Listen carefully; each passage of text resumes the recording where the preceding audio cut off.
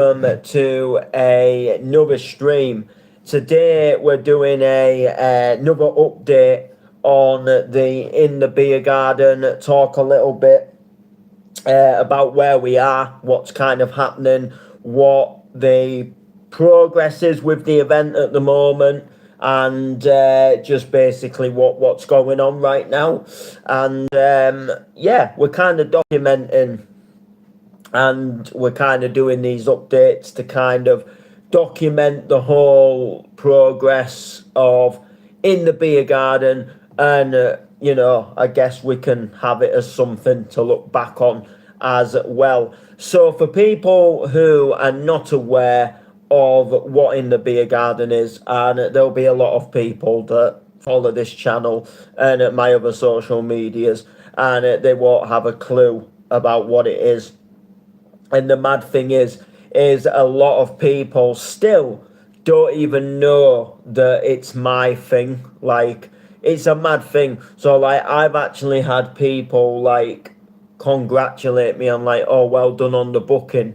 And people that just think like I'm playing on this event, and people haven't realized that I'm actually the one who's like, I'm actually, for once, I'm actually the event promoter, as well as I am playing a set as well.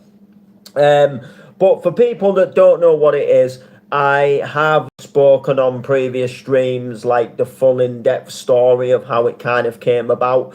But basically, I got an idea through a smaller idea that has now shaped into this monstrosity of an event.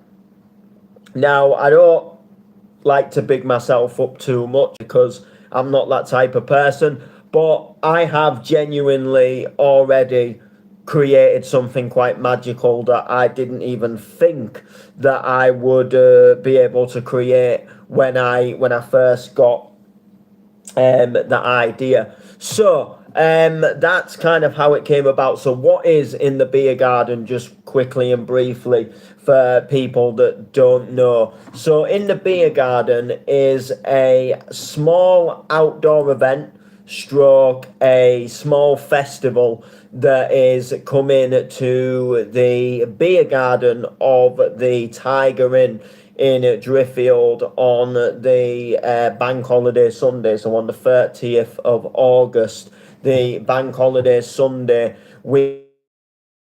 day where there's going to be like loads of live music essentially from various different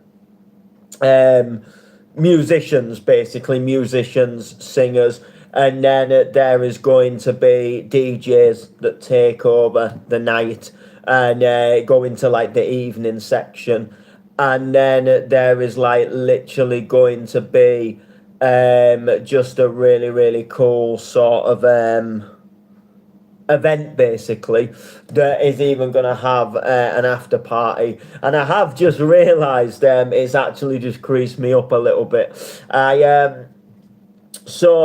got a flyer made, and then I asked AI if it would just like turn it into a cover picture so I could have it like on the social medias cover picture, and it did it. And it missed out the pub name on the pub, because like in the background of the flyer there's a picture of the pub, and for whatever reason it had just like generated it. So I asked it to put it back, and it did it, and I just thought everything was all fine and cool. I've actually just realized that one of the outdoor beer garden tables, it's put one it's put one in there floating in the air.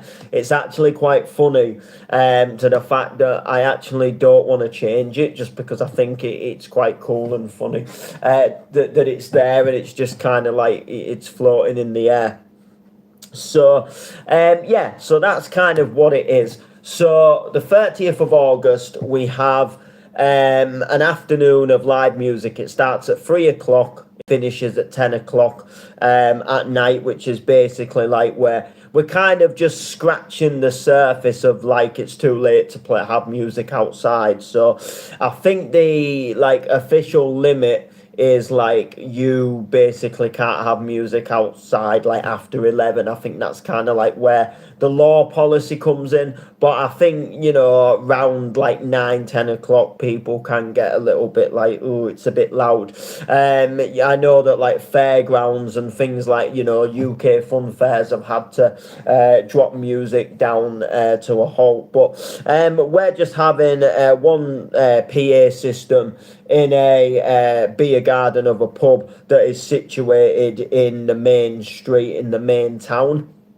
So we're not necessarily really near what you would call a lot of houses, and behind the beer garden there is actually like a public pay and display car park, and you know, to the other side of the pub there is like literally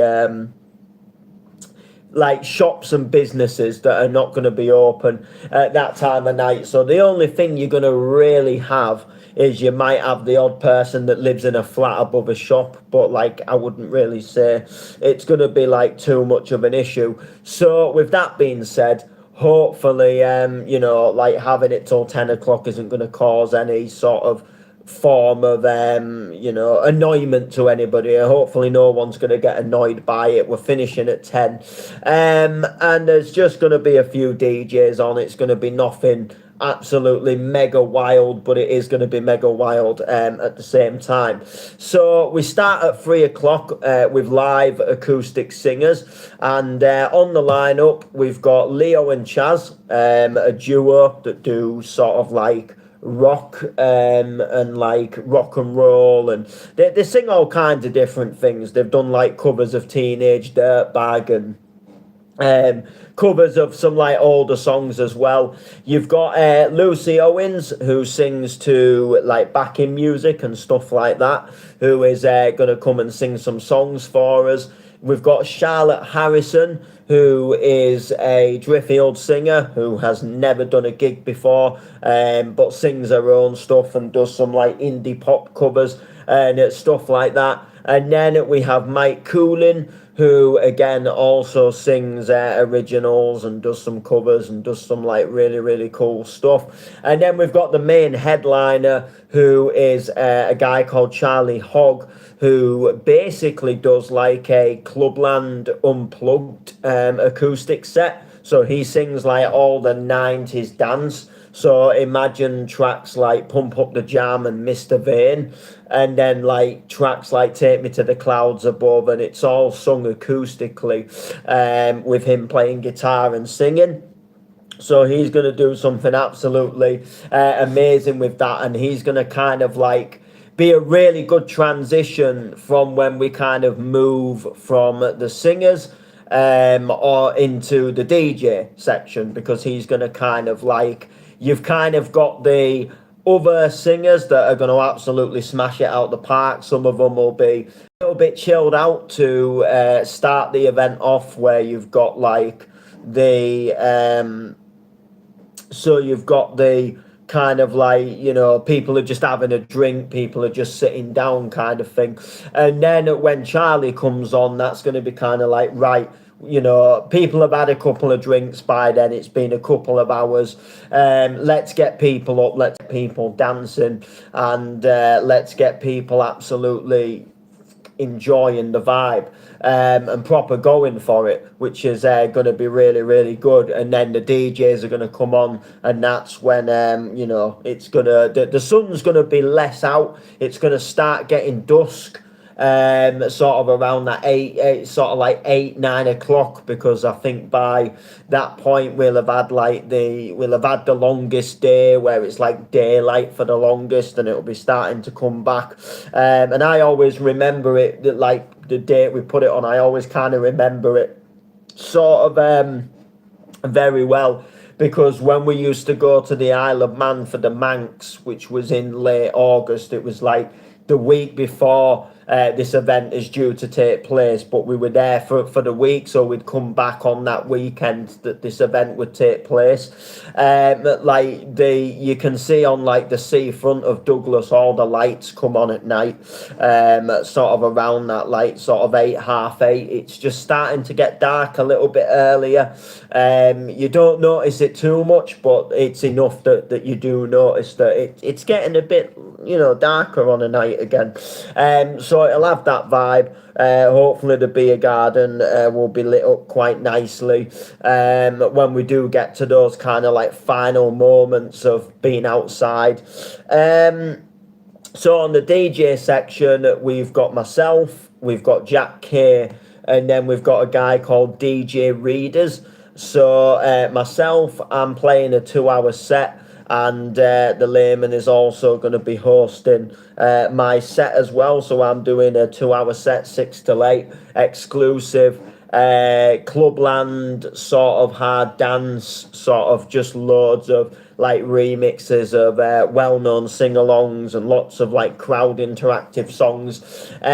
Jack K is then going to come on, who is going to play like a very cheesy sort of bounce stroke hard dance set, basically going to kind of carry on what I do with playing some of his own production and stuff. And then DJ Readers is going to finish off the festival. He's going to play the final set that's going to close it down and sort of end what will be an amazing day. And then at 10 o'clock, when he finishes, we are going to move into the book, and we're going to have an after party, which I've not announced the after party yet, but I've got some ideas for what I'm going to do with the after party. So the after party is not going to be massive. I don't want to like overshadow the main event with like the after party, but I want the after party to be like well known, that people know that, like, listen, we're going into the book afterwards, because there is a lot of places where they will have an after party, but I sometimes feel that it can be like poorly advertised, and people kind of like think that when the end of the main event is over, like that is the end. And I feel like sometimes people don't always know, or people don't always realise that there is an after party. So the after party is just a chance for people who want to stay out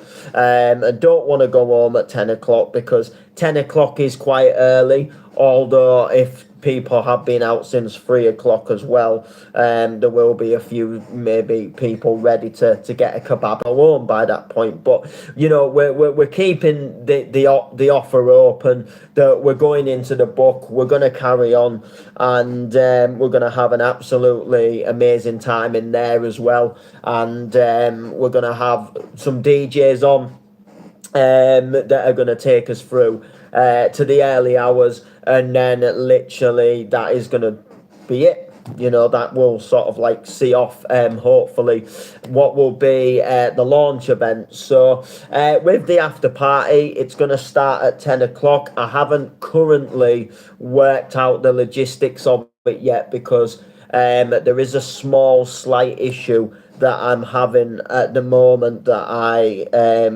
didn't originally have, but it's kind of like occurred to me through a DJ that has now decided that they don't want to DJ anymore, which has made things a tad bit awkward, but there might be a way around it. So basically, there was a DJ originally on the lineup who basically the laptop DJ, so he'll play like just a Spotify playlist. So basically my original plan is he was going to do some bits during the main event to basically play some like backing music and stuff for me, which would take a little bit of a weight off my shoulders, and then like in between acts he could just like stick a Spotify song on, you know. And I was kind of really sort of hoping, that he'd help out and do that. And at first, he very much was, and then decided that, look, he actually just wants to have a piss up and enjoy the day, and said, look, I'll play the after party. So I stuck him on the after party, which was still really good for me as well. And now he doesn't want to play full stop. So the issue that I'm having is, so we've got DJs that are booked on the outside, and then obviously we've got DJs that are booked on the inside for the after party. My issue is equipment issue. So basically, what I kind of wanted to happen essentially was, so I wanted originally the last DJ who was on outside in the main event, which was going to be this laptop DJ. Originally, basically, I wanted him to play the laptop outside, so we could move my RX inside, and then we could set it up for the after party. The issue that I'm having now is he's not playing the outside. So what has happened is now I've put like a DJ that is going to play on my RX1 outside. On the main event, do this final set. DJ Readers is going to smash it, by the way.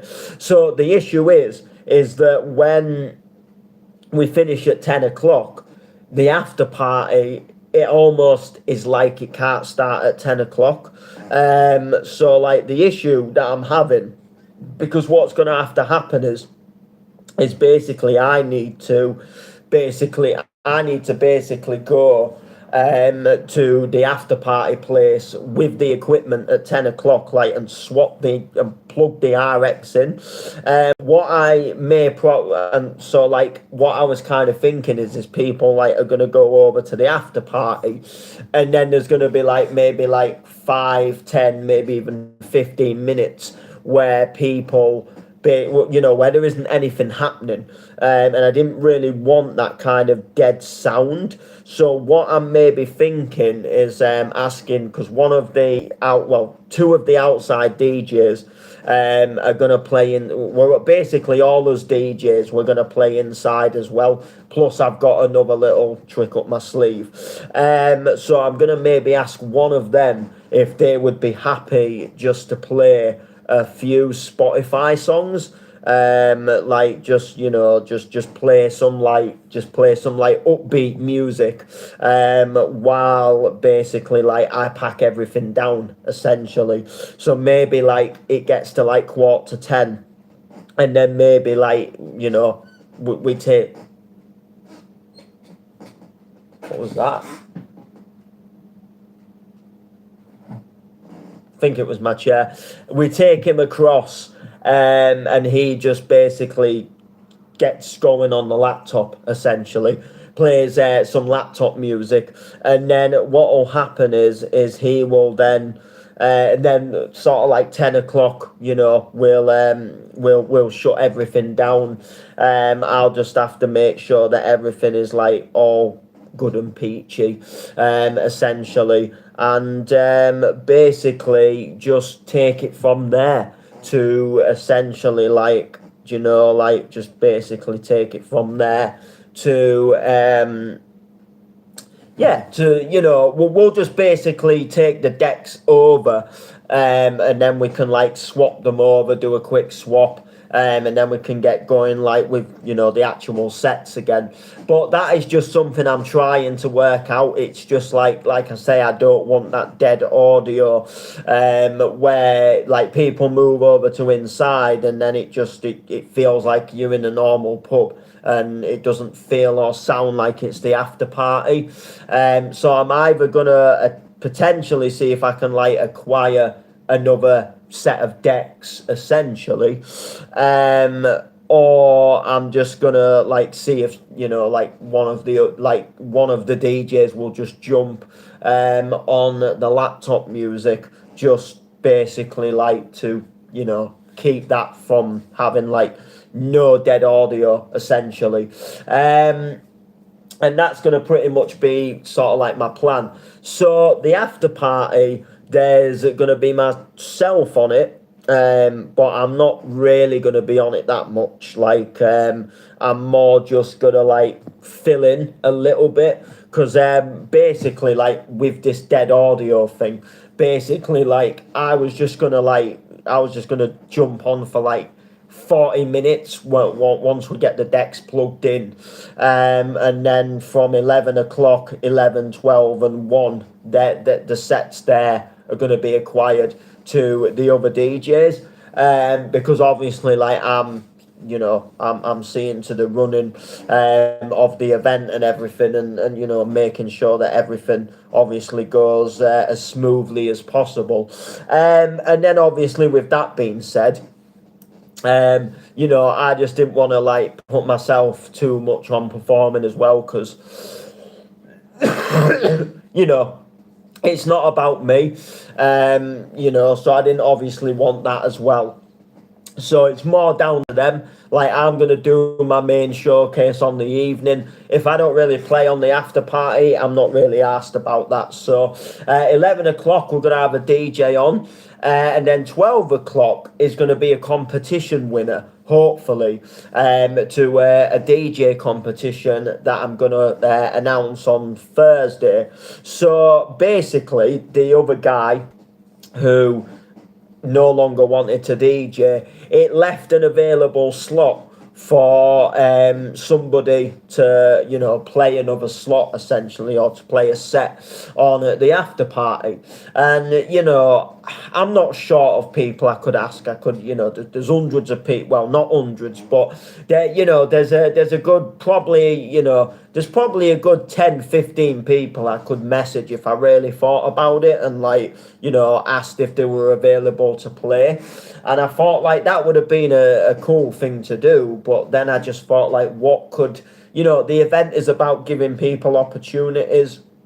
The event is about creating something magical, not just about let's throw my mate Tommy on because I need to fill the set. So I thought, let's do a DJ competition where hopefully some like young upcoming DJ will enter with a mix, and then they will basically like get to just pretty much play the night. So basically they win the competition, and then basically they play the midnight slot on at the after party, and then they will basically play they'll play the main event the following year. So like if we run like a second year of In the Beer Garden, they would then play outside on the main outside bit, like the people that are doing this year. They will play that.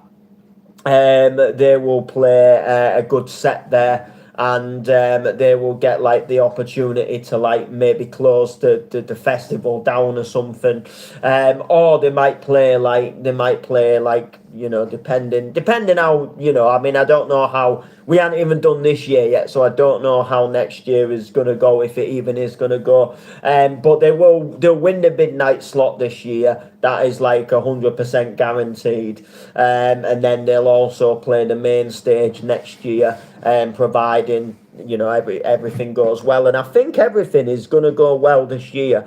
I'm kind of doing a lot of this on my own. I do want to maybe draft some people in just to give me a bit of a hand on the day when it comes to just like people that are a bit clued up with like sound checking and stuff. I feel quite confident in doing it, but I just feel like if something were to go wrong and then like there's just a load of people that don't really have a clue.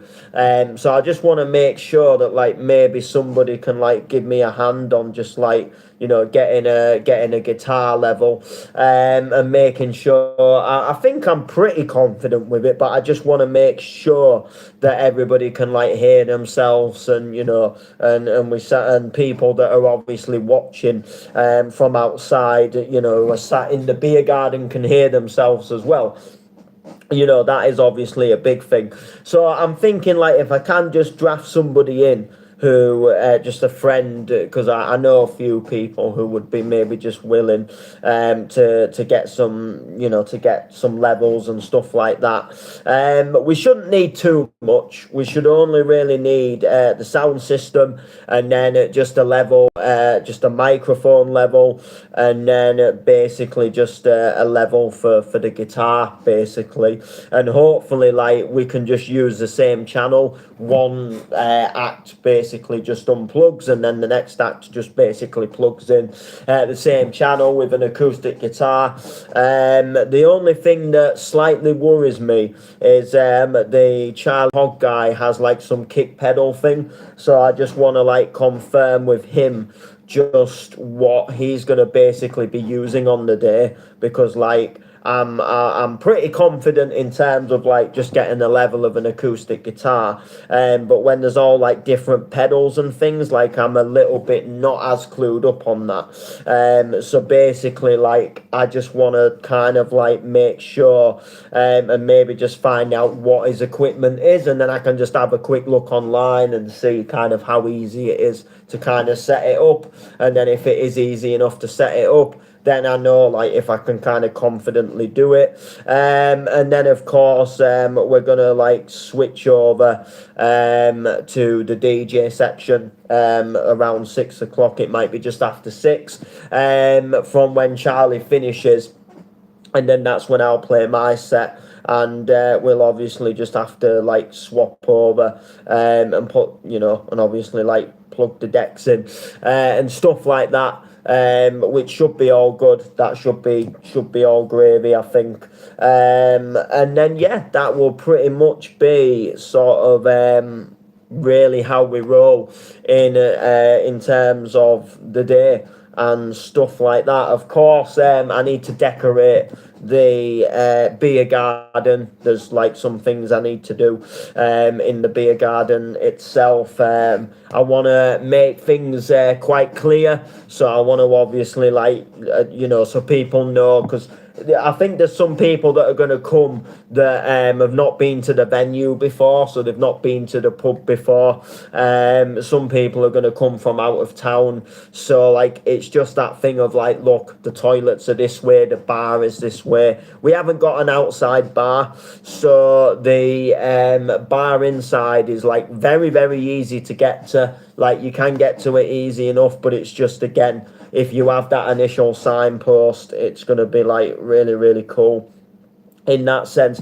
One thing I do want to make a mention of and make quite clear is to get to the beer garden itself is accessible. Now, I work a lot in Hull with an organisation that work around accessibility, so I do want to tackle the fact of like, well, getting to the beer garden is actually really accessible, because you can get to the beer garden through some big gates off the main street, and you like, cars used to drive used to be a car park years ago, and they've just kind of kept the gates there, and you don't, there's no steps or anything, it's just all one like even sort of bit of concrete that just takes you down to where the beer garden is. So if anybody was to come, like, I've got some friends that, do have accessibility boundaries that I do work with, and I think, some of them may want to come to the event because it's my first one, and they think I'm doing something quite cool. So it's about, just making aware online as well that the venue is accessible. The only thing I'm a little unsure of, I don't think there's an accessible toilet. That is the only thing. So maybe like in another year, it might be just that thing of like, how do we sort of build on that and make it better? Do we have like an accessible outdoor toilet? As a lot of pubs, like, they just have the normal gents and ladies. They don't always have the accessible toilet unless you're going to somewhere like Wetherspoons. So that is the only issue that I would potentially say that would be an issue. Again, if you were bringing somebody in a wheelchair, I think other than the fact of like they are gonna need to like go to the toilet, like I think like they wouldn't really need to go inside, so that would be kind of like the bonus side of things, like because they're gonna sit outside and watch the music, and some of the people I know, they're not capable of ordering a drink themselves. Some of them can't even talk, unfortunately. So they have like carers with them. When one carer would probably go in and get the drinks, and the other carer would stay outside with the person. So I think that would kind of like solve that sort of issue. The only issue would be obviously like the toilet, that kind of thing. So it's something to like think about, because we have to think about this more than you would think, and I'm quite passionate about it, so I would like to have a really, really cool really cool to really think about that and stuff like that. And then of course, like going back to the after party as well, I would like people to know that like that it's happening. So I am gonna have like advertisements around the beer garden, that I can obviously like put on, I can sellotape them to everybody's table basically. So my initial plan then, for setting everything up. So the event is on the bank holiday Sunday. So my initial plan is on the Saturday, probably on the Saturday, the thing I'm thinking on the Friday. Well, basically my initial plan is I have a gig the week before. I'm playing a gig the week before. So in Driffield, I'm doing a party in Driffield, at the local cricket club. So with that being said, basically, cutting the long story short, basically, I need to bring the sound system. Basically, I need to bring the sound system the week before, to do this gig, at the local rugby club, which is that is obviously like what I need to do. So basically, after I've done that party, basically I'm gonna leave it in Driffield, because like I don't really need it at home just for that 1 week. So I'm gonna leave everything at Driffield, just because it's at the most I might bring the RX back with me, but like theoretically, like I'm probably just gonna more than likely leave it, just because it's 1 week where I just wouldn't be able to play it. So basically, I think my initial plan might be, on the Saturday, I'm gonna kind of like temporary set everything up. So what I mean by like temporary set everything up is I'm gonna like physically put the gazebo up. I'm gonna basically like make the gazebo as secure as possible, and basically like I'm gonna pretty much like just leave the gazebo set up, put the sound system inside the gazebo. So I probably won't set the sound system up, but what I probably will do is just like set the gazebo up, put the sound system inside the gazebo, and then on the Sunday morning, that is when I am then gonna like get up quite early on the Sunday morning, and get down, and that's when I'm gonna like set everything up, plug the sound system in, we'll do sound checks, we'll do all that kind of stuff to make sure that everything is rolling quite well, and then that's when I'll like sellotape all the signs and the stickers and stuff like that, and make sure that like everything is looking really nice, and people know like where they can get to the bar and stuff like that, and people know like where they can obviously go and get a drink, and people know where they can go to the toilet, and then I'll also like print out the running orders and stuff like that, and have a running order on each table as well.